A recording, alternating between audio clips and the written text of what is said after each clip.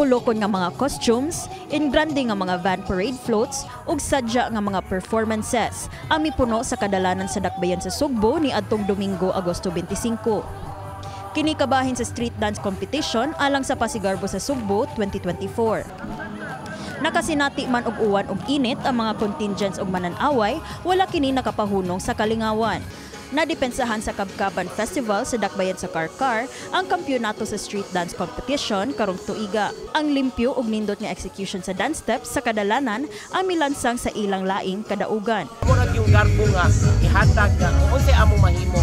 No, wa ingon nga parang amo yung kuan basta amo ang makahatag og garbo para sa Karkar o sa tibuok probinsya sa Sugbo.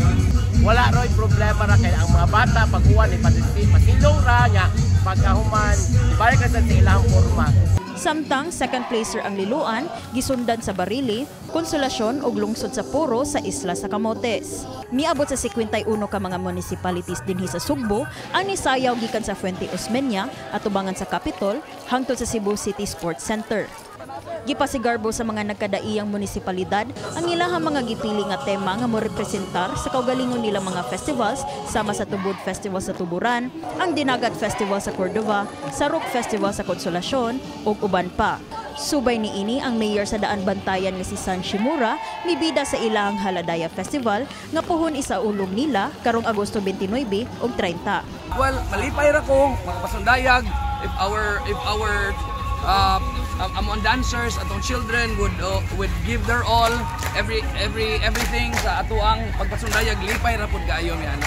Wala man nakasulod sa top 5 sa street dance competition, giatangan sab sa katawhan ang contingent gikan sa Minglanilla. Nga maoy midaog sab karong tuiga isip second placer sa ritual showdown sa Pasigarbo. Mipaamdit ang ilahang head choreographer 𝗕𝗏𝗂𝗋 bahin sa ilahang mga preparasyon ug paningkamot alang sa kompetisyon.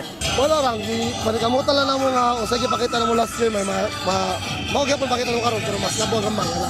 Gipangandaman na dyan namo maayo ay ni para sa mi kanang ni upgrade na sa mi gamay sa last year.